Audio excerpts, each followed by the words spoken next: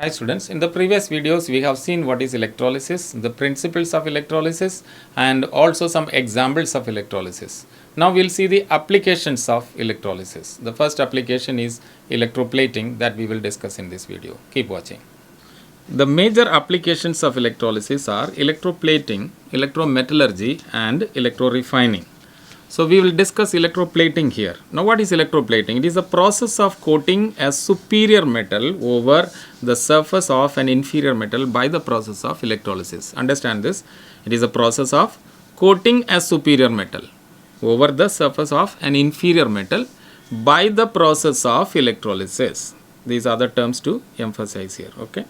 Then what is a superior metal? A superior metal is a metal which does not get tarnished or does not lose the metallic luster or does not undergo corrosion even if it is exposed to atmosphere, that is moist air, for a long time. Okay. Example, silver, gold and nickel. So these metals keep shining and they do not lose their shine even if they are exposed to moist atmosphere. So they are called superior metals.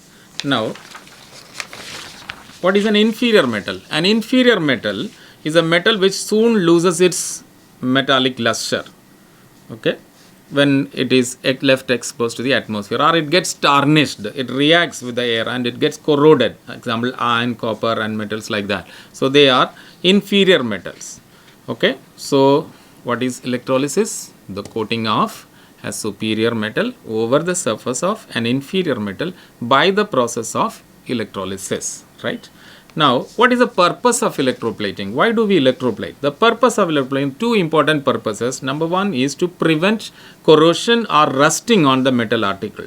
We know certain metal articles undergo rusting when they are continuously used or left exposed to the atmosphere, the door latches and door handles, examples, things like that.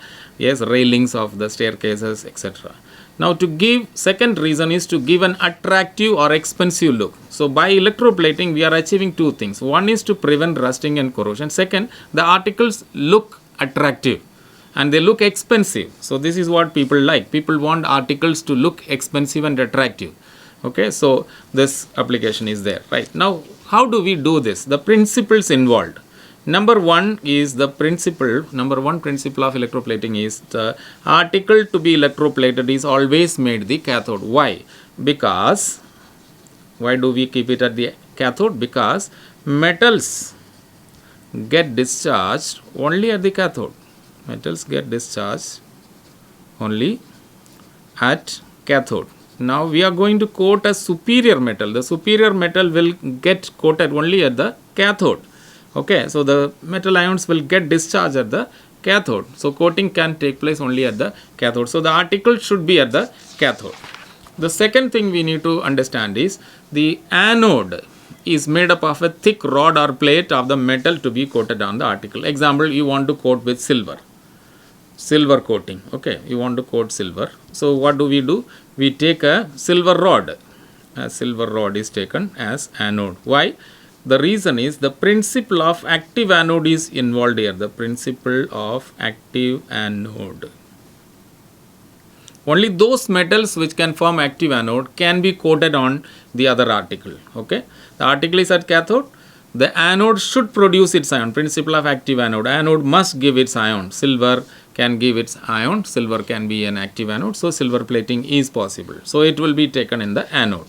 Then next is the electrolyte must contain ions of the metal to be coated. Example, for silver coating, what is required? Silver coating, a solution containing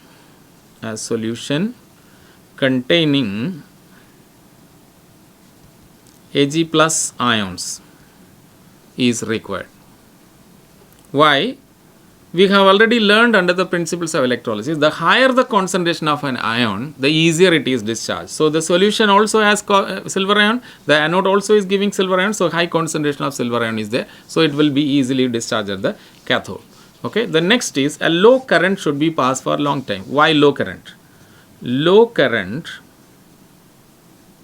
favors uniform coating.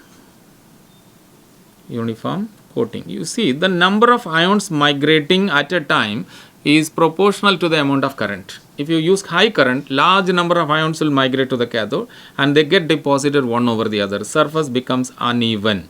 A rough coating will come. So if you want a smooth coating, current should be very low so that number of ions moving at per second will be less and they get arranged properly, right?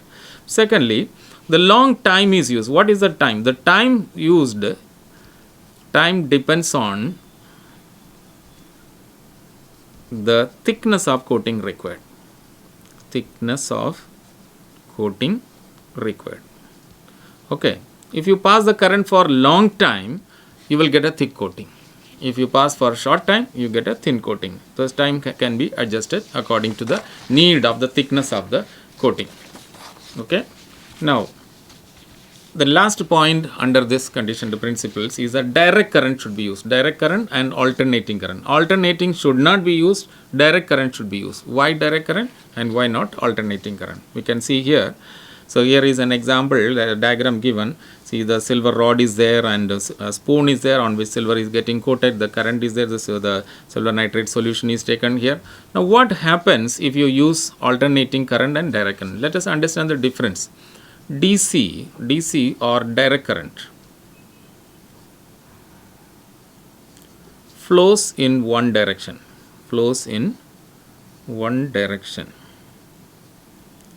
In other words, it has a positive terminal and negative terminal. Okay. So you have an anode, you have a cathode. So current flows from positive to negative, a direction of flow is there. Now AC is alternating current. Alternating current means flow, it changes its direction. Changes its direction of flow. Direction of flow alternately. Okay. That means it flows from anode to cathode this side and suddenly it changes to the other side. In other words, the positive becomes negative, negative becomes positive. So the direction changes alternately.